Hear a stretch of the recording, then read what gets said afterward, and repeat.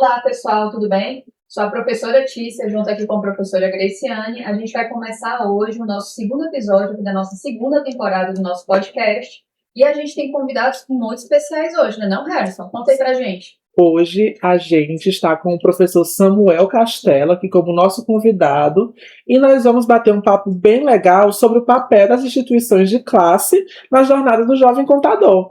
E o professor Samuel, ele tem uma carreira bem legal para conversar aqui com a gente. Ele é professor da UES, auditor do TCE e atual presidente da Academia Cearense de Ciências Contábeis.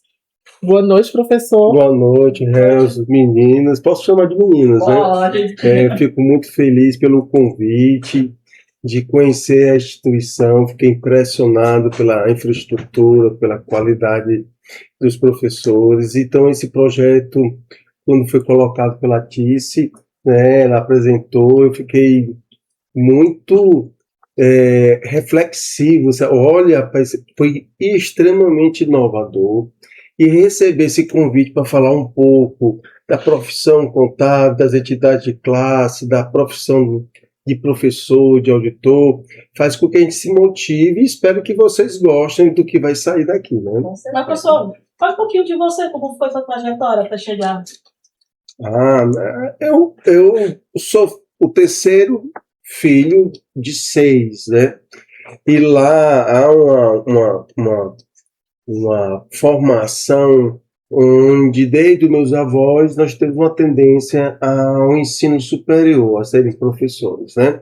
Eu tenho meu avô, por parte de pai, foi professor da universidade, da primeira escola de administração, que ela foi também uma das fundadoras da própria Universidade Estadual do Ceará, a Escola de Administração. E meu pai também, meu pai e minha mãe são professores universitários, mas eu via aquele movimento, com tios também como professores, essa possibilidade, né? Mas eu achava isso tão distante, porque eu olhava os professores, as pessoas mais velhas, detentores de conhecimento, eu achava que eu ia levar muito tempo para que eu pudesse me enquadrar nessa situação. Mas Harris não foi. Impressionante como a vida foi traçando, e desde a primeira disciplina, meus colegas de sala diziam: rapaz, tu tem jeito, tu acha que tu vai ser professor. Isso foi ganhando fôlego, e com a ida do meu irmão a fazer o mestrado lá na Federal da Paraíba, eu vi o destaque na família do meu irmão, com 22 anos, indo fazer o mestrado. Isso tudo fez com que eu acendesse esse, rapaz, é um caminho a ser seguido.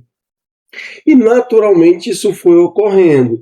Eu participei das atividades de iniciação científica na universidade, fui também do centro acadêmico, e aí, quando tinha apresentações, eu me enquadrava na situação, e todos diziam: rapaz, você vai ser professor, vai ser professor. Mas o meu sonho não era de forma subsidiária, né? Porque eu tinha como referência meu pai, e meu pai era do governo e era professor universitário. Então eu pensava: eu vou ser dono de escritório de contabilidade e à noite eu vou dar aula. Isso não foi só por causa do meu pai. Muitos bons professores que eu tive, eles estavam nessa situação. O Paulo Roberto Amaral, que foi contador do grupo, advogado do grupo Super-Heróis, tem escritório de contabilidade e de advocacia. Quem mais? O próprio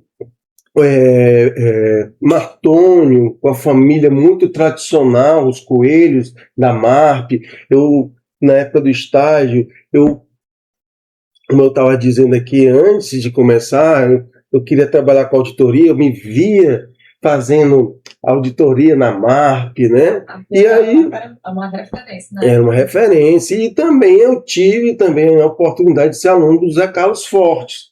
O Zé Carlos Fortes era um professor matemático, contador, advogado, era uma pessoa de um gabarito muito grande, então eu via isso como referência. Então, quando eu terminei a faculdade, eu entrei logo no mestrado. E lá eu tive a oportunidade de fazer um mestrado em administração.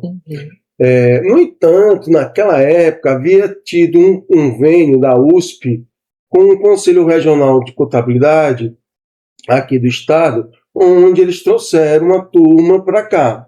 Eu era um bom aluno, e a Sandra Figueiredo, que era uma professora conhecidíssima, uma mulher empoderada, que escreveu sobre contabilidade de seguros, eu fui orientando dela. Ela, Samuelzinho, você tem que fazer o mestrado aqui na USP. Queria que você fizesse. Aí, Sandra, eu já estou com 4 meses aqui no mestrado, já passei da parte mais difícil e tudo. E isso foi muito emblemático, porque eu tive que decidir, tinha 22 anos de idade, sair do mestrado em administração, ir para tentar fazer o mestrado da USP, ou continuar. E aí, isso decidiu muito minha vida profissional. Eu já vou dizer por quê. E eu cheguei para ela e disse assim, Sandra, eu adoraria fazer, era até um sonho meu. No entanto, eu queria ampliar meus horizontes. E eu queria estudar um pouco sobre administração, porque eu queria me especializar em estratégia financeira, em avaliação de empresas. Porque eu tive um professor que era do Banco do Nordeste, o Weber Moura, que é fantástico, que é uma referência para mim. E aí eu pensava ser igual a ele, né? Professor técnico e da área financeira, de avaliação financeira, e eu já estava avançado nisso. E isso eu acho que tem muito dedo de Deus. Por quê? Porque eu me dediquei e logo em seguida, quando eu terminei as disciplinas, eu assumi um cargo de controlador numa subsidiária aqui do Banco do Nordeste e comecei a dar aula, né? Comecei a dar aula. E isso foi uma ampliação de horizontes para mim. Só que com 2 anos de curso eu terminei o mestrado. E foi fundamental isso, porque quando eu terminei o mestrado, que foi em fevereiro, abriu o concurso da Universidade Estadual do Ceará.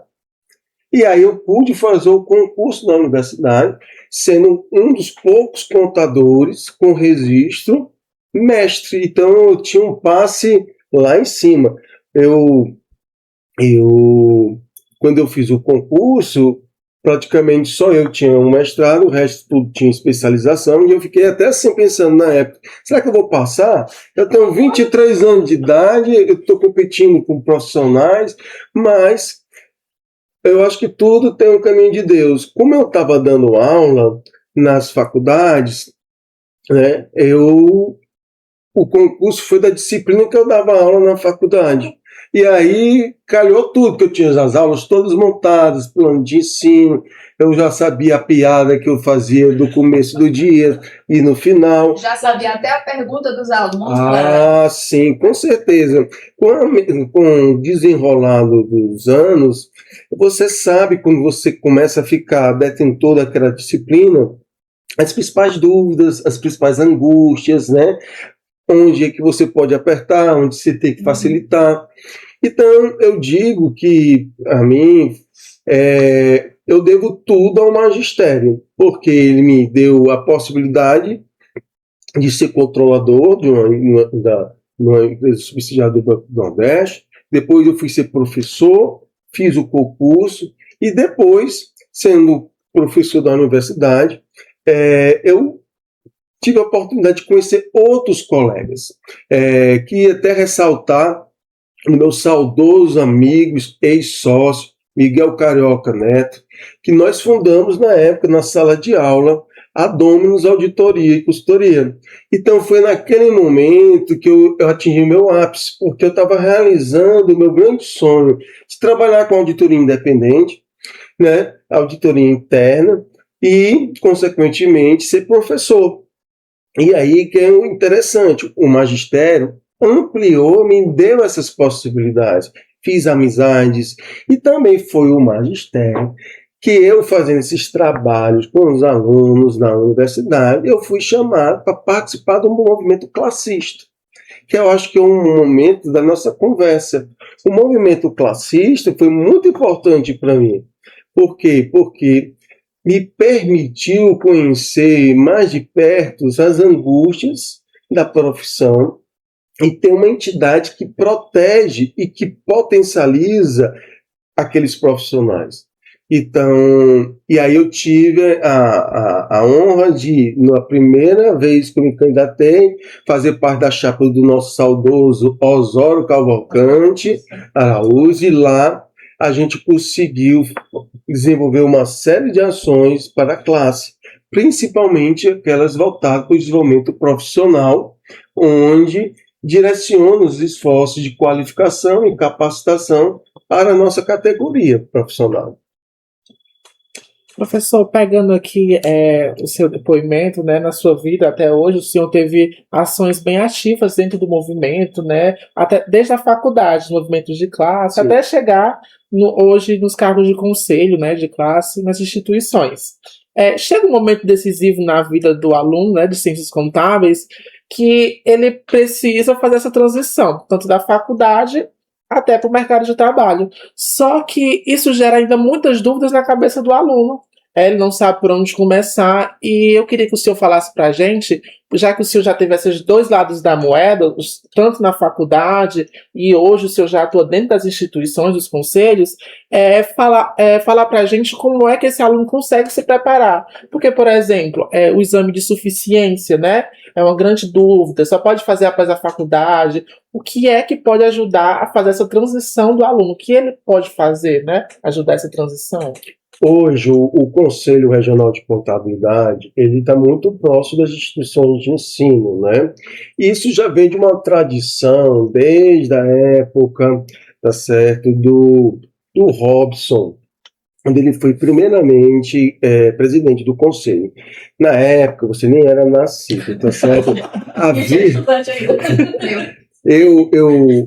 Havia uma competição muito acirrada no exame para entrar no ensino superior. E nós só tínhamos o quê? A UES, o UFO, Federal e a UVA. Então, o vestibular era muito difícil. Então, um projeto que o Robson e o Zé Carlos fizeram, criaram os cursos de formação específicos. Então, percebendo uma lacuna no mercado, onde tinha muitos técnicos de contabilidade que não conseguiam entrar no curso superior e poderiam fazer essa transição. Mas por que eu estou querendo dizer isso? Com essas ações, se perceberam que deveriam se incentivar as lideranças estudantis. E aí começaram a surgir a proposta do CRC Jovem, tá? Ele veio de um aperfeiçoamento das lideranças dos centros acadêmicos. Nós, na nossa época estudantil, e a gente conseguiu, junto aqui no estado, criar uma liderança estudantil que ela ficou representativa de tal ponto que no Norte e Nordeste o Ceará comandava os estudantes de contabilidade. E aí se percebeu que, trabalhando a liderança dos estudantes, você estava trabalhando soft skills, que já naquela época era importante para o desenvolvimento da carreira contábil. Porque era muito característico você ter uma formação para ser contador de departamentos de contabilidade, mas você não tinha nenhuma capacitação em empreendedorismo, de gestão, para ser dono de escritório de contabilidade. Eu digo isso porque eu tive a oportunidade de fazer meu trabalho técnico de curso com a Sandra, e a gente constatou essa lacuna. E aí eu percebi, olha, tem um perfil, o contador ganha bem, o contador que é o dono da empresa é o que é pós-graduado, e isso só reforçou aqui a minha primeira impressão. Então eu vou fazer uma pós-graduação logo quando sair, porque eu quero ser dono de escritório, eu quero viver bem, né? Não quero ser rico, mas eu queria viver bem. Ter qualidade de vida. E aí o Conselho começou a desenvolver a possibilidade de abrir capacitações para os estudantes. Hoje, o Conselho permanece com essas ações, né? Então, dentro dessa possibilidade, você não tinha isso, né? o conselho percebeu a importância. Começou-se a ter vários eventos dentro da universidade. Isso foi muito bem desenvolvido na época do Amândio, depois foi aperfeiçoado com Osório. E para você ter ideia da necessidade de levar o conhecimento para a categoria profissional, foi criada a vice-presidência técnica. Foi aqui que surgiu e moldou o federal na época, se eu não estou enganado, tá certo? A criação da vice-presidência técnica. Por quê? Porque o Ceará tem muita tradição política classista. Nós já tivemos o Martônio como presidente do Conselho Federal, né? Nós temos a Maria Clara, que a esposa dele veio com esse intercâmbio. Então, o que acontece? O Conselho começou a desenvolver essas ações e de interiorização das ações para o interior. Essa proposta ela veio com a criação das delegacias regionais do Conselho.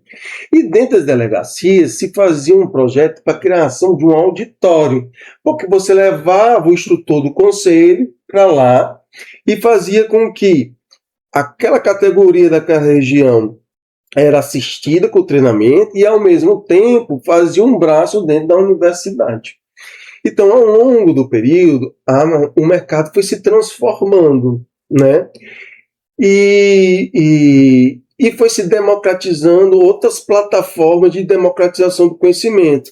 Eu me lembro que o Eduardo Azevedo, quando era vice-presidente de desenvolvimento profissional, ele começou a querer implementar na época a educação à distância de treinamentos, porque assim, eu fazia um treinamento aqui em Fortaleza, se eu gravasse e transmitisse, eu poderia enviar e poderia capacitar mais. Por quê? Porque todo escritório de contabilidade tem um computador, tinha uma rede de internet, então ele poderia assistir e tudo. Então, observou-se a necessidade de se aproximar das universidades. Por quê? Porque vocês vão ser as lideranças no futuro. Eu me lembro quando eu fui vice-presidente do desenvolvimento profissional com a Clara Germana, quem era um dos líderes do movimento do CRC Jovem era o Felipe Guerra. Que passou Tá pela certo. presidência e foi um dos pioneiros, assim, também chamando à frente também a importância do Ceará nessa parte da reforma tributária. Sim, o Felipe Guerra é hoje o maior expoente nesse sentido e ele teve uma participação muito expressiva na nossa categoria nacional, no Congresso, de lutar pela nossa classe em relação à reforma tributária. E hoje ainda continua sendo um grande agente transformador, né, formando, dando cursos, tendo treinamento e possibilitando, né, juntamente agora com o nosso atual presidente do Conselho, né, nosso Rondinelli, um esforço contínuo na capacitação desse momento, desse tsunami que está acontecendo, que é a reforma tributária, né? Então, assim, o conselho, o aluno, ele tem essa porta de entrada através do CRC Jovem. Eu acho que ele tem que começar a trabalhar na liderança do centro acadêmico. É tanto que quando eu fui coordenador do curso lá da UES, quando eu voltei do meu doutorado, o centro acadêmico estava desligado, estava com a pandemia, e a gente reativou o centro acadêmico e os alunos, ao desenvolver essa liderança política, de fazer esse trabalho do controle social, de se aproximar da coordenação, ela consegue ajustar a gestão da coordenação, a forma de se ministrar também os cursos pelos professores, voltada às demandas dos alunos. Lógico que os alunos, eles têm uma noção, mas não são sabedores de tudo, né? Existe todo um projeto político-pedagógico que é construído, baseado em diretrizes curriculares, que são discutidos com os professores, que são delineados para que seja chegado a vocês da melhor forma, com a melhor qualidade, né? Então, eu percebo que, ao frequentar as entidades de classe, né, o CRC, primeiro, você começa a ser conhecido. Quem não é visto não é lembrado. Então, a grande sacada é você ser visto primeiro em sala de aula. Você vê, a Sandrinha, eu chamo ela minha professora maravilhosa. Quando eu terminei o mestrado, eu botei meu currículo na instituição de ensino e ela fazia parte da instituição de ensino. Ela disse, ó, esse aqui é meu protegido, ele vai dar aula. O aluno, quando ele tem destaque como professor, o professor se lembra e ele indica ao mercado de trabalho, ele dá oportunidade de trabalho. Eu sou prova disso, não só no magistério, mas em outras entidades. Essa empresa é vinculada ao Banco do Nordeste, foi indicação também de um professor que era contador lá do Banco do Nordeste. Eu fui aluno dele, ele gostou de mim, fui indicado. Então, a importância de você participar do conselho é você criar referências. Né? Você está aqui com a professora Tícia, com a Cristiana. Você tem elas como referência. Então, muitas vezes, você se molda as suas habilidades baseado naquela pessoa que você tem de referência. Eu tinha um professor, né, que é o Oswaldo Rebouças, que era auditor da Receita Federal. Ele era o meu coordenador de curso e ele era um grande apoiador da classe contábil. Então, o que eu fiz? Eu me baseei nele no processo de auditoria. Né? Então, nessa medida que você se aproxima, vivendo a universidade, com palestras, se você conversa, eu me lembro que a gente trouxe na nossa instituição uma empresa, ele fez lá toda a apresentação da empresa, a palestra e tudo, e depois ocorreu uma seleção dos alunos.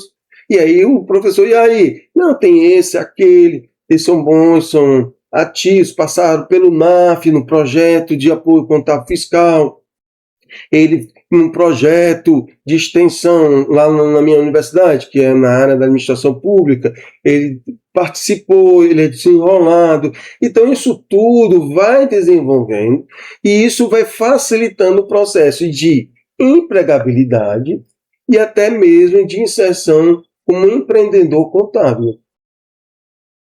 Com certeza. E assim, uma das falas do professor, que eu sou também um exemplo disso, da questão desse network que a gente vai fazendo desde da época da sala de aula.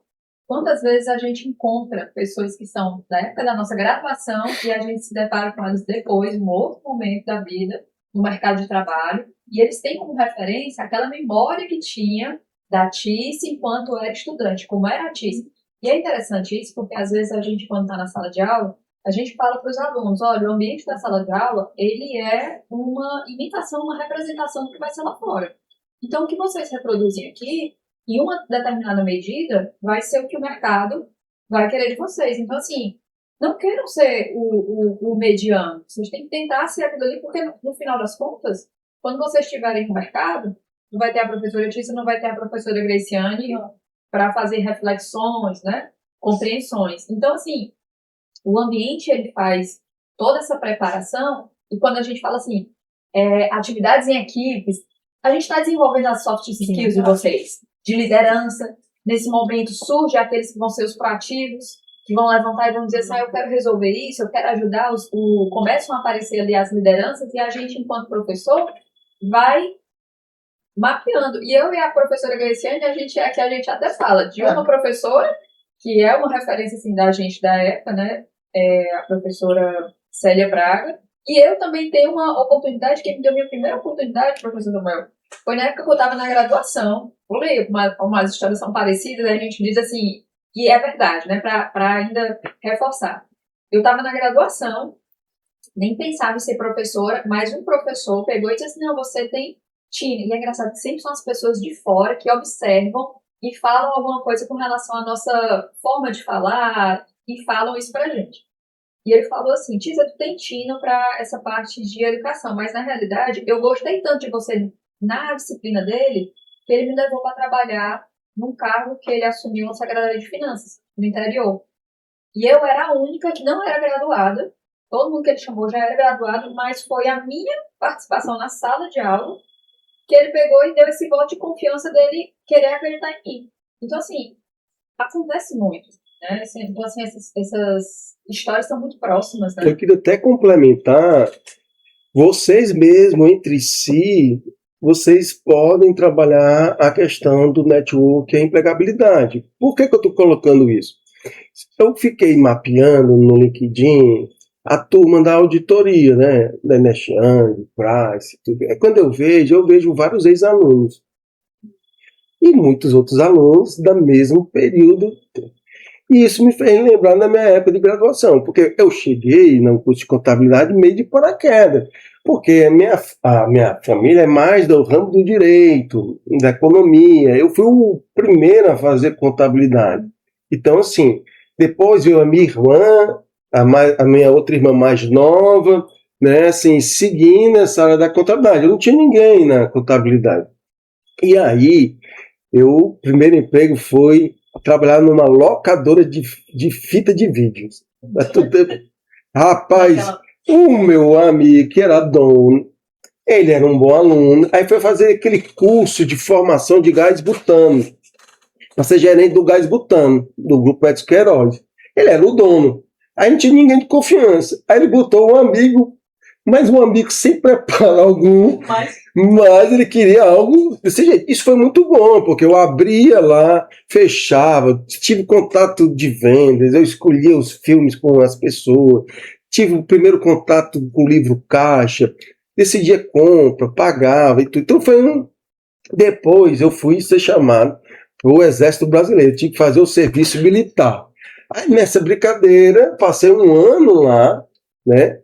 E aí o que aconteceu foi muito bom, porque lá eu fiz como aluno do NPOR e saí como oficial. Então trabalhei soft skills lá na questão. Mas quando eu voltei fora do mercado. E aí?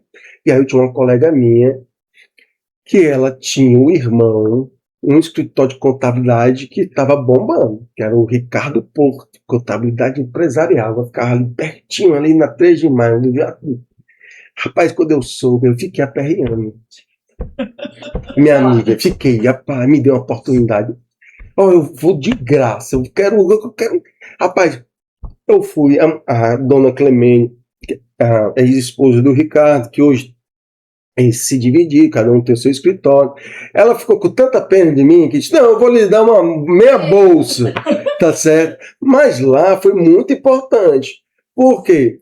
Lá eu cheguei e perguntei: Clemente, a senhora permite de eu pegar o nosso amigo e eu vou no meu carro, ele não vai pagar nada, eu pego ele, eu vou lá na Receita Federal para tirar a senha da Receita Federal, porque eu queria conhecer quem era a turma que dava a senha para você ter o atendimento da Receita Federal, da Junta Comercial, da Cefaz. Então lá eu fazia de tudo, de servir o cafezinho, de arrumar arquivo, de fazer escrituração, atendia cliente. E aí foi muito boa essa escola, tá certo? Mas quando eu percebi que já dominava as rotinas e tudo, o que eu fiz? Eu vou ter uma outra experiência. Eu quero trabalhar num departamento de contabilidade. Depois no setor financeiro. Depois no setor de custos. Tu tá entendendo? Por quê? Porque é nesse momento que tu amplia as tuas possibilidades de você ter um propósito de carreira. Porque quando você faz o curso, você vê as disciplinas, muitas vezes você se identifica com a professora e muitas vezes, pronto, vai ser isso que eu quero fazer.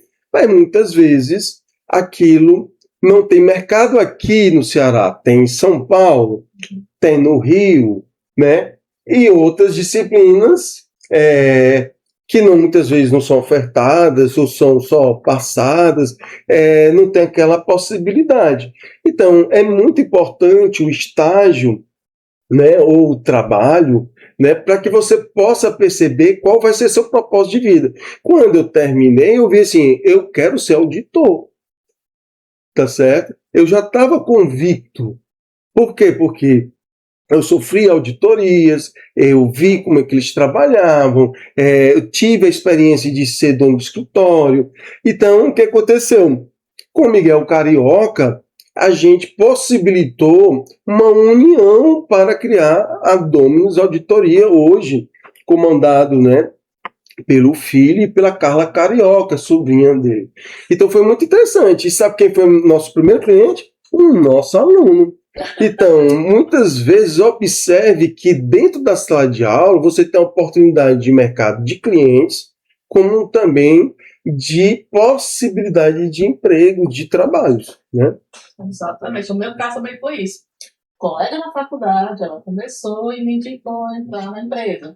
E aí foi. Da mesma forma também a professora Célia, né? Me indicando para os locais, da mesma coisa. Eu te conheci, Tissa, por meio de indicação. Exatamente por quê? Porque a gente sobressaía na sala de aula. A gente, vocês. Por quê? Porque a questão da confiabilidade, da parceria, da motivação de você se sobressair de... Não, eu não... Pode ser apenas grampear, mas grampear da melhor forma possível. São pequenos detalhes e são as amizades que você vai ter abertura, tanto no mercado como na vida. Não tem como. É muita frase que o professor falou logo no começo. Quem não é visto não é lembrado. E assim, você tem que aproveitar as oportunidades nesse ambiente da graduação de tentar deixar sempre a melhor lembrança possível naqueles pequenos momentos que você vai ter. Então hoje você está conhecendo o professor Samuel. Então hoje você vai querer imprimir uma lembrança excelente sua na memória do professor Samuel. Então a gente vai tomando esse cuidado, porque como ele bem colocou, o colega de sala de aula hoje, ele pode ser o teu futuro cliente. Ele pode ser o teu futuro sócio. Né? Ele pode ser o teu futuro empregador. Então, assim, a gente não sabe como os caminhos vão se cruzar.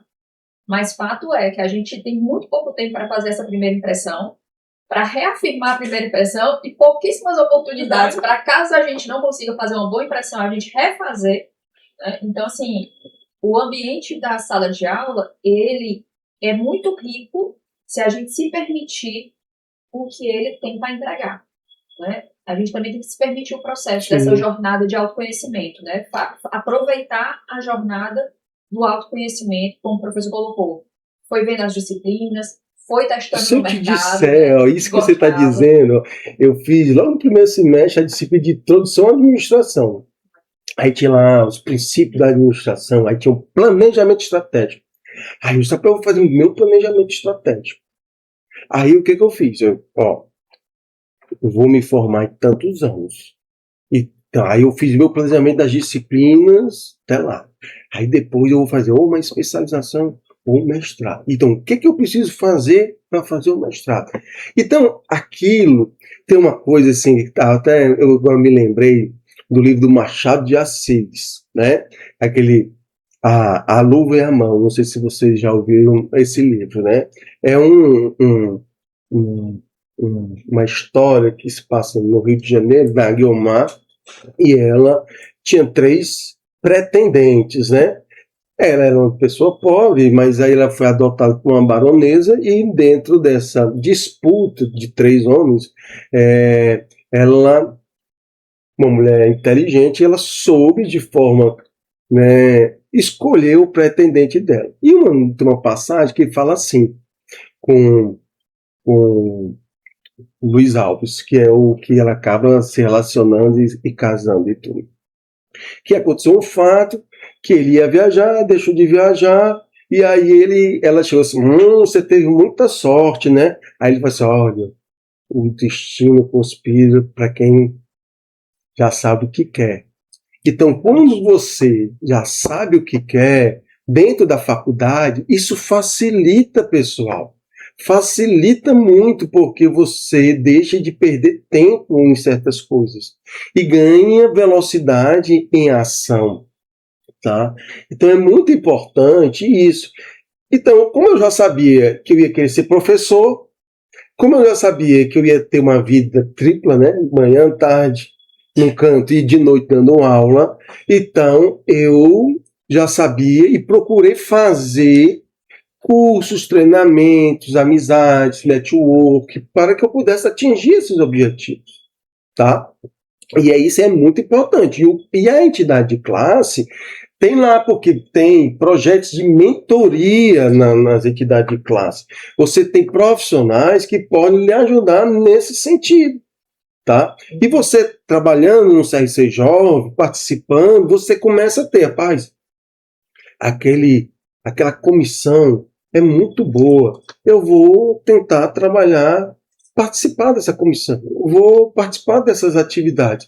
E isso aproxima, vai conhecendo, e aí surgem as oportunidades. E além disso, você começa a ser lembrado. Às vezes você começa a abrir um novo círculo ali de contatos que você não teria. Quem é fulano? Ah, não, fulano faz parte da comissão. Isso. Então eles já têm uma referência até respaldada, né? Com a comissão, CMC. Exatamente. Mas aí, aproveitando também a questão do aluno, quando ele está nesse planejamento, porque é uma realidade muito grande. Muitas vezes o aluno está fazendo a graduação de forma muito solta. Estou fazendo a graduação. E parece que deixa para se preocupar. E agora me formei literalmente no último semestre, ou depois que se forma.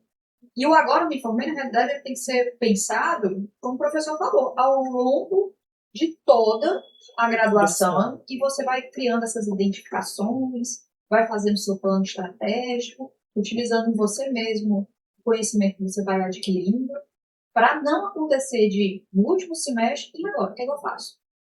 Você é contador, preciso fazer o exame, aí é naquele momento que vai saber o que é que precisa para o exame, que vai se preparar. Então, tem muito aluno que às vezes deixa para se preparar para o exame no final. Isso. E tem outros que já vêm com uma pegada diferente, que dizem assim, não, eu já sei que vou ter que fazer um exame, então eu já vou começar todas essas disciplinas aqui. A gente tem aluno desse jeito, que chega para a gente, não, professor, a gente quer usar as questões como são as questões do exame, né? E isso é uma questão muito boa de se trazer, por quê? Porque o exame de suficiência não é só para te dar uma carteirinha dizendo você é contador. Na realidade, ele é toda uma infraestrutura. Porque a graduação, ela vai ser de 4 anos da tua vida. Mas o conselho e a instituição de classe, ela vai ser todo o resto. Uhum. E é diferente, né? Você tem 4 anos e todo o resto ali. Então, ela não vai ser só uma carteirinha. Não, e outra, quando você se diploma, mas você não pode exercer, porque você tem que ter o registro. E aí, beleza, fiz o exame, tô com o registro. E aí, morreu? Não. Aí que tá, agora que começou. Por quê?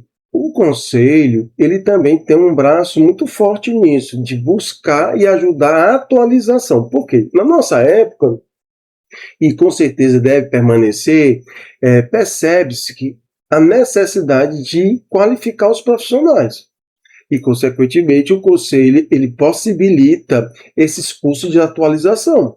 Porque, assim, você é contratado pela técnica, mas você é promovido pelo comportamento, pelas atividades que você exerce. Então, o conselho vai dar esse apoio de atualização para ser contratado, para você ter. Mas você vai ter que buscar o autoconhecimento em termos de comportamento, de qualificação, para que você possa ascender, tá certo? E aí, com a cooperação dos nossos pares, rapaz, como é que tu faz isso com o teu cliente? Eu tô com esse problema, imagina aí, rapaz, eu tive esse caso, como é que você pode me ajudar? E aí você vai desenvolvendo, e é isso que é importante, porque muitas vezes, quando eu senti isso na pele, eu comecei um escritório com um cliente. Então, minha outra atividade é que mantinha o custo fixo do escritório. Na medida que foi passando, ganhando credibilidade, ganhando notoriedade, foi aumentando a carteira. Então, isso foi muito importante, o conselho, as amizades, entendeu? O network, tá certo? Então, você tem que entender que as entidades de classes, ela ocupam uma área para proteger a categoria, para valorizar a categoria, para ajudar a categoria a ascender melhores rendimentos, tá? E acaba aqui, né, trazendo aqui um resumo de toda essa conversa, que a proatividade, né, e o interesse do aluno acaba que sendo uma das características principais, né, para a gente chegar nessa parte mais à frente, no fim dessa transição. E é legal que o conselho, né, como foi debatido aqui, o conselho ele já trabalha nessa questão, ele já ajuda o aluno, desde a faculdade, a se inserir no mercado. Claro que nada vai chegar na nossa mão de mão beijada, nenhuma informação, se o aluno não quiser. Certas informações precisam partir da gente. E também é interessante ressaltar que o conselho ele vai além disso. Hoje o conselho é um dos regulamentadores, né, para ajudar a nossa profissão a ter a sua visibilidade e ter a sua legalidade. E eu queria que o senhor falasse um pouco para a gente sobre esses requisitos que o conselho, né, traz pro aluno que está se formando, para essa atuação legal dele após ele se formar e tirar sua carteirinha. Quando você fala disso, é na questão de legalização da atividade em si, como é? Eu não entendi. Porque assim, quando o aluno ele tira o CRC dele, ele não entende muito bem qual a função do conselho para daquele que ele está agindo. Aqui a gente debateu a parte da inserção, né, da ajuda do conselho para ele se adaptar ao mercado. Mas só que o conselho ele vai ajudar em quê? Depois que ele se forma? Na parte legal. Pronto. Né? Isso é muito interessante, porque através das comissões você tem várias atividades que podem ajudar nesse sentido. Né? Outro aspecto é o relacionamento entre as entidades. Então, o conselho, no momento que ele faz uma parceria com o Tribunal de Contas, ele propaga isso, ele aproxima o conselho em relação à universidade, traz, né, eventos, capacitações, ele tira essas dúvidas, ele tenta inserir, né, e para que você até possa não se questionar, porque o preço da mensalidade, né, da anualidade é alta, né, aí você fala, o que eu posso tirar de benefício? Então, existem muitos benefícios, né? Parcerias com farmácias, com academias, com plano de saúde, com instituições de ensino para pós-graduações, com mestrados, entende? Então, assim, a gente, quando paga aquela anuidade, além dos custos de atualizações que eles são ofertados, você tem outros benefícios que você pode tirar isso da anualidade. Daí é outra coisa. De você estar regularmente ativo, você não está exercendo atividade de forma ilegal, né? Então, assim, vamos dizer que você é questionado judicialmente por uma empresa e tudo. Muitas vezes você pode buscar ajuda ao conselho no sentido de tirar dúvidas, de assistência jurídica, Por quê? Porque isso é o papel, não é um papel de sindicato, que o sindicato é uma outra coisa, tá certo? Mas da profissão, dos profissionais, tá? Então eu vejo assim que as entidades de classe, ela está muito voltada nesse sentido, de ofertar. No caso da gente, que é da Academia de Ciências Contábeis do Estado do Ceará, nós estamos fazendo um esforço de aproximação junto às instituições de ensino, para que vocês compreendam que estudar, tá certo, é importante, para que você possa se inserir no mercado de trabalho, mas também porque existe um mercado de trabalho que se chama do ensino superior e de pesquisa. Por isso que a gente, amanhã, estamos lançando uma premiação do Prêmio de Extinção Acadêmica para valorizar os egressos daquelas instituições que tiveram notas elevadas. Mas também a gente, numa construção coletiva na comissão de ensino, identificamos a necessidade de também premiar um projeto como esse. Né, um projeto de extensão que tem uma missão que extrapola o curso, ele está atendendo a toda a comunidade acadêmica dessa instituição e fora, porque com certeza outras pessoas de outras instituições veem esse conteúdo. Então, amanhã nós vamos premiar vários projetos de extensão, de pesquisa, alunos, para que eles possam compreender a importância de estudar, a importância do mercado contábil. Aqui nós temos duas coordenadoras, aqui temos um mercado que é de gestão universitária, olha aqui, uma outra área de atuação, tá certo? Então existe uma área de gestão de fomento, então nós temos uma grande possibilidade. Sabe qual é a grande dificuldade da FUNCAP? A FUNCAP é uma fundação para pesquisa, é a falta de prestação de conta das bolsas obtidas. Quem é que pode ajudar na prestação de contas? Nós, da contabilidade. Olha o mercado aí. Entendem? Então, observe que a academia ela está com essa propositura. Nós já estamos com outro projeto, que não sei se amanhã a gente anuncia também, mas esse projeto da distinção acadêmica ocorreu uma superação da nossa meta, e com esse prêmio do nosso saudoso ex-presidente Osório, né, o selo de qualidade Osório Cavalcante, ele premia essas ações. Por quê? Porque hoje, atendendo as diretrizes curriculares, o aluno é o protagonista. Vocês são protagonistas. E isso é importante, porque já estamos trabalhando aquelas qualidades do início que são necessárias para que tenha empregabilidade e sucesso no mercado de trabalho. E essa fala é super importante porque muitas vezes a gente fazendo esses projetos todos, a gente está trabalhando essas soft skills que são essenciais, como bem colocou, não só para você estar com o seu título, mas para você ascender. Né? O que vai fazer você conseguir ascender é você, ok, eu tenho agora conhecimento científico e técnico, mas como é que eu transmito isso? Como é que eu me projeto e como é que eu me porto dentro do meu ambiente de trabalho, com os meus pares, com esse conhecimento e tudo. Então, assim, é essencial essa fala do professor. E outra coisa, professor, eu também sou prova de que o CRC e as instituições de classe, elas estão aí para ajudar depois que você tem a sua carteirinha e no ambiente de avançar nesse conhecimento. Foi por meio do CRC que eu consegui uma das minhas titulações, estou terminando agora um MBA, né?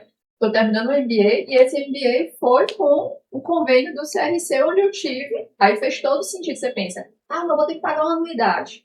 Mas a anuidade, ela não é só para você, entre aspas, já é muito, né? Você ter o seu registro, você está regular, já é muito. Mas, na realidade, tem uma série de outros benefícios que é, como você bem colocou, tem que ter a proatividade de saber o que é que eu tenho acesso, porque eu poderia ter tido uma posição passiva, de ter ido, feito a minha inscrição e não ter comentado com a instituição que eu não tinha um CRC. Quando eu comentei, eu fui atrás e consegui, uns 60% que me fez conseguir todo o MBA, né? Então, assim, eu acho que a gente tem que juntar essa fome com a vontade de comer, né? Então, eu acho que o CRC, ele tá lá, ele não tá parado com as instituições, mas ele precisa realmente casar essas duas energias. Eu queria contar só uma historinha rápida. Meu pai é economista, né? Fez pós-graduação pela CEPAL, professor titular da universidade, né? Meu avô do ramo do direito. E aí meu pai era diretor do César e ele foi o grande incentivador da criação do curso de contabilidade da UES. E quando eu fui fazer o vestibular, ele perguntou, e aí, você quer fazer qual curso? Não, eu quero fazer direito. E vou fazer lá na UES, como não tem direito, vou fazer administração. Isso não. Você vai fazer contabilidade. Rapaz, eu vou fazer contabilidade. Né? Na administração. Aí, não, você vai fazer contabilidade. Por quê? Porque você, ao se formar, você tem uma reserva de mercado, igual o advogado e o engenheiro. Mas nada pode impedir de você ser dono de empresa. Mas o empresário, ele não pode fazer a contabilidade. Então isso é uma mais-valia muito grande. Isso é um diferencial muito grande. Outra, vamos colocar assim, eu sou um aluno TO, de administração e contabilidade. Quando você estuda contabilidade, você tem uma noção da radiografia completa da empresa. É impressionante. Então, vamos dizer que, ao se formar, mesmo que você nunca tenha estagiado, você sabe o que é uma organização. Você sabe quem são os stakeholders, quem é o cliente interno, quem é o cliente externo. Então, eu tive muita sorte. Meu pai foi muito sábio na época. Quando eu passei no concurso, na época eu passei professor de contabilidade. Aí, papai, bem que o senhor dizia que eu tinha que apostar na contabilidade. E hoje eu devo tudo, né? Todas as minhas grandes experiências vividas no ambiente profissional. Queira ou não queira, minhas afetivas também, né, as experiências culturais, até minha esposa eu conheci na contabilidade. Eu fui auditá-la lá, a Unimed na época, ela trabalhava na contabilidade, eu era o auditor. Rapaz, quando eu vi ela tirando cópia da evidência, rapaz, é aquela mulher para casar. Unir o útil ao agradável. Isso, unir o útil ao agradável. Então, assim, eu vejo que é um grande diferencial. Então, assim, quem faz administração, depois faz contabilidade, vai reforçar sua formação. entendeu? Então, assim, a contabilidade te dá essa reserva de mercado, te dá essa possibilidade de empregabilidade, tá certo? E você não passa aperreio nenhum. Com contabilidade, você... Não passa Mas é só, né? não passa, mas é aquela história. Você tem que ser proativo. Então, não se limite apenas à sala de aula. Né? Aproveite o ambiente acadêmico e também o conselho oferece para vocês. Aproveite a pesquisa, aproveite a de extensão, aproveite os cursos de treinamento do CLC, os eventos. Os eventos se encontram várias pessoas e fazem novas amizades. Então, é nesse momento que você vai fazer um network. Por exemplo, o evento da manhã, né, que é a distinção, mas tem vários eventos que sempre o CRC promove. Tem o CRC Mulheres. Empresa Mulheres sempre tem eventos. Tem o CRC Jovem. Então, tem várias áreas que o CRC abrange. Na minha área, por exemplo, como gestor acadêmico, o CRC é muito atuante. Né, como é que vai ser a formação de vocês, como é que é o currículo, como é que vamos melhor formar.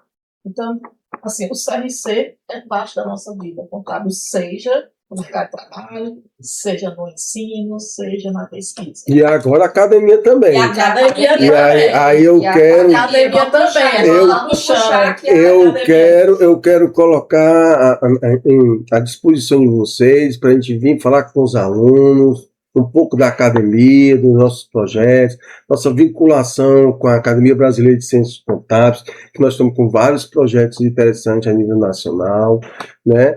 E eu percebo que essas ações desses últimos anos, a gente está conseguindo mostrar um pouco o que seria a academia, né? A academia, ela está no outro patamar, no sentido de buscar visibilidade nesse sentido e de trabalhar em prol da melhoria da qualidade do ensino contábil. E até aproveitando, professor, essa boa colocação que o senhor fez, queria que o senhor desse assim, uma pontinha, porque muitas vezes a gente fala para os alunos, né, professora Graciane, com relação, primeiro de tudo, contabilidade, a cada 5 anos estão querendo acabar com a profissão contábil. Né? O novo, né, vamos dizer, a armagedon da contabilidade foi a inteligência artificial, mas enfim, a gente já sabe que a contabilidade não vai acabar tão cedo. E aí eu falo para os alunos, e a gente sempre fala isso para eles, olha, uma das habilidades que o contador, nessa mudança e nessa evolução da contabilidade, ele tem que desenvolver é essa prática de também gerar relatórios, de escrita. Porque muitas vezes o contador era visto como aquele pessoa que ficava ali atrás do birô, né, trabalhando, e tinha pouco contato. E o contador está entrando muito hoje à gestão. Mas ele era passivo, né? Ele era mais passivo, né, de entregar ali já mais cru. Mas hoje ele tem mais essa voz. E eu queria fazer pegando esse apelo, né, até da questão da emissão desse relatório, da escrita, a importância de trabalhar a pesquisa. Sim. Porque a pesquisa, ela faz esse braço de você ter aquele conhecimento embasado, respaldado, né? A gente fala brincando, mas é uma brincadeira com fundo de verdade, não são vozes da minha cabeça, né? Eu sei argumentar, eu sei criar uma conexão lógica do começo ao fim, uma ideia, né? Então, assim, como é que o senhor vê essa parte da iniciação científica, aqui a gente chama para a extensão, mas da iniciação científica, que pega, às vezes, o que o aluno não gosta, que é essa parte da escrita e também da leitura, né? Esse tempo mais passivo aí de... Pronto, eu vou lhe dar 2 exemplos, né? Lá no Tribunal de Contas, eu trabalho com auditorias, né? Então, eu faço auditorias fiscalizando as prefeituras e o governo do estado, né? Então, quando a gente faz uma auditoria, a gente culmina num relatório de auditoria. Se você pegar a estrutura do relatório de auditoria, é um texto científico, porque lá eu tenho o escopo da auditoria, é o objeto de pesquisa. Eu tenho a metodologia, as técnicas que eu utilizei, a mesma metodologia. Existe uma forma de escrita. E detalhe, quando eu termino a auditoria, eu falo com o meu jurisdicionado. É a mesma coisa no setor privado. Quando o auditor interno termina, ele vai fazer um relatório que ele vai falar com as unidades lá quais foram os riscos, quais são as fragilidades, quais são as sugestões de melhoria. Então você tem que falar, você vai ter que defender aquilo que está escrito. E é muito importante o que está escrito, porque senão você pode ser responsabilizado da questão civil e criminal. Lá também nós somos solicitados pelo Banco Mundial para fazer a auditoria das operações de crédito que o governo do Estado capta, né? Nós vimos aí, está na discussão muito grande política, né, que o governo do Estado captou muitos recursos através de operações de crédito. Quase todos do Banco Mundial que o governo do Estado captou, o Tribunal de Contas faz uma auditoria assegurando, através das normas internacionais, se aqueles empréstimos foram colocados, tá certo, de acordo com as normas do banco, de acordo com as normas internacionais de auditoria. Olha, a estrutura do relatório do Banco Mundial é um trabalho científico, tá certo? Eu tenho uma amostra, eu tenho que selecionar a amostra, isso são pré-requisitos de uma pesquisa científica. Então, o que vocês têm que entender que aquele trabalho monográfico, termo de curso, ou um trabalho que o professor solicita para colocar naquelas regras, só está antecipando algo que vocês vão ter que fazer.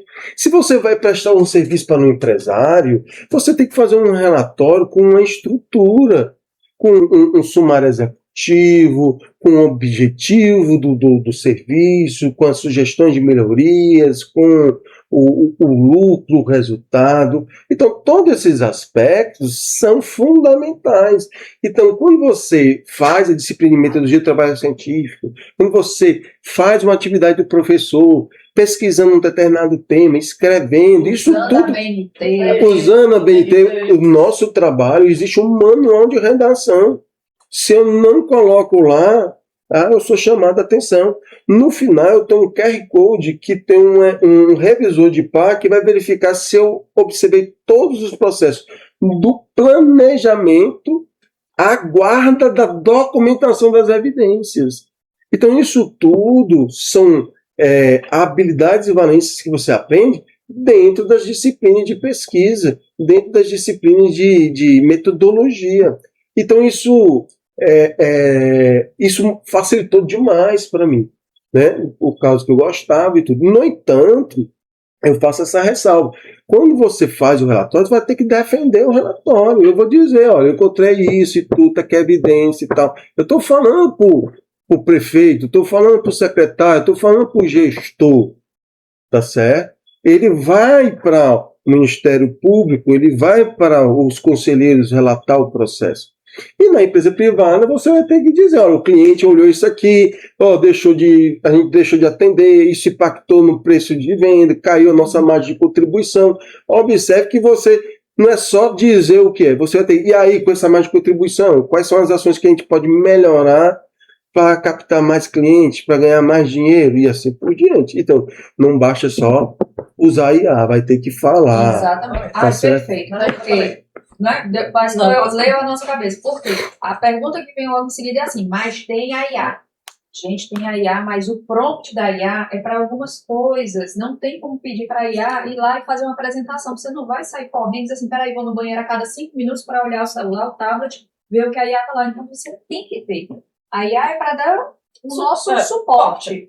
Não para ser o processo substitutivo mental que a gente tem, né? Então, assim, perfeito sua colocação. Porque às vezes a gente fala do trabalho, de ter que fazer uma escrita, um texto mais dissertativo, com as questões dissertativas, né? Produzir um artigo. Para que eu vou fazer isso? Eu não vou virar professor, né? Exato. Vai virar professor, realmente. Mas o mercado vai te exigir essa habilidade de outra forma. Não para você dar uma aula, mas para você emitir um relatório, para você se posicionar. Essas atividades elas acabam que forçando a adaptação do aluno, Exato. Porque o aluno ele precisa se adaptar ao mercado de todas as formas. E com a inteligência artificial é legal porque a gente observa com a chegada dela, foi sempre o mesmo medo, né? Lá no passado, quando os computadores chegaram, os livros razão, lá todo mundo com medo, meu Deus, vai acabar com a profissão porque o computador vai resolver tudo. Mas não, tava lá, o computador ele é uma ferramenta nossa. E hoje a inteligência artificial ela chega nesse mesmo propósito. Não para ela vai lá, por mais que ela coloque lá o dado, faça o dado bem direitinho, se você não souber apresentar aquilo, você não se adaptar àquele método, não vai fluir nada. E a pesquisa, né, é um desses passos que utilizam, que ajudam nesse ponto. Assim, Muito eu legal tô isso. super feliz aqui com a. Infelizmente, pessoal, sem querer ser chata, mas sendo.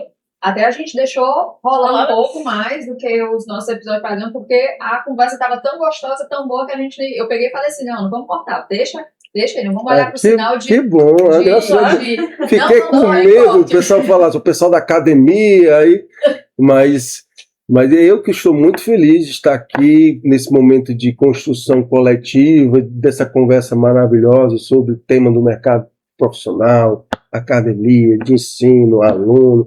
Eu já me fizeram essa pergunta, pensei até que vocês iam fazer. Professor, se você pudesse escolher ser professor ou auditor, qual que você queria ser? Aí eu vou ser bem sincero, eu gostaria de ser professor. Por quê? Porque todo semestre a gente se renova, a gente está aprendendo com vocês, vocês também estão aprendendo um pouco com a gente. Eu digo que é minha cachaça, né? Porque você passa o dia trabalhando, e ir de noite, dar aula, organizar, fazer prova, puxar as orelhas dos meninos, né? Fazer atividade, de tentar estimular a pesquisa, de desenvolver. Então, isso para mim é muito motivador. Eu não sei se é porque, como eu venho de uma tradição, né? Vi meus pais sendo professores, minha mãe até hoje dá aula, minha mãe foi professor da Universidade de Música, ainda dá aula de piano com os seus 82 anos de idade. Então, assim, eu percebo como nos deixa muito jovens, né? Assim, é algo que é uma renovação. Então, assim, fico muito feliz. Estou colocando a academia à disposição, caso queira a gente venha falar com os alunos, falar um pouco da academia, do mercado de trabalho, das pesquisas, a gente está aqui à disposição. A ideia é essa, a gente começar a avançar mais nas universidades, desenvolver mais projetos com vocês, e eu espero que vocês continuem com esse projeto, façam mais episódios, não só da minha área, das outras, porque isso é muito importante, eu acho que vocês acertaram, e fico muito feliz de ter contribuído com um pouquinho para esse projeto. Ô, professor, uma coisa que tenho que parabenizar você, principalmente a academia, porque está estreitando os laços com os alunos, com a universidade. Essa ação está sendo fantástica. Porque antes, assim, na minha visão, a academia é muito distante, são profissionais formados, já com muita experiência, e hoje eu vejo ela muito mais próxima. A minha visão de coordenador, imagine os alunos começando a perceber agora, os que vão assistir, vocês estão vendo que não é apenas a universidade, nós temos o conselho e agora nós temos a academia, que vai nos ajudar mais ainda a engrandecer a nossa profissão. Que bom.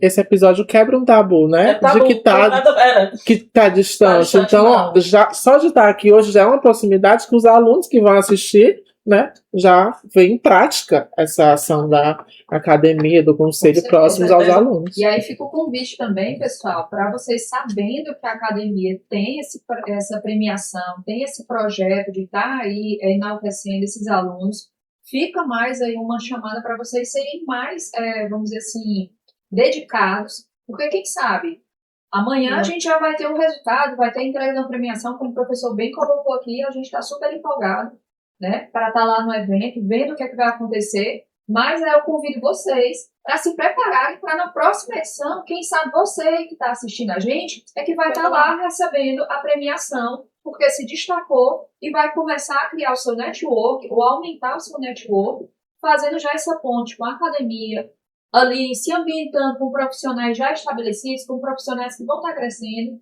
e eu quero aproveitar a oportunidade. Professor, a academia hoje tem rede social, tem alguns... Nós temos, a gente criou o Instagram, né, que é a SEC, né,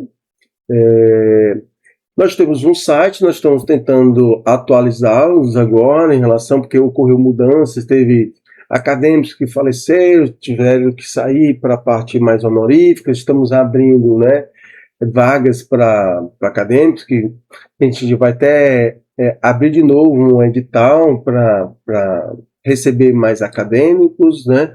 Então, mas a gente está focando mais especificamente no Instagram, né?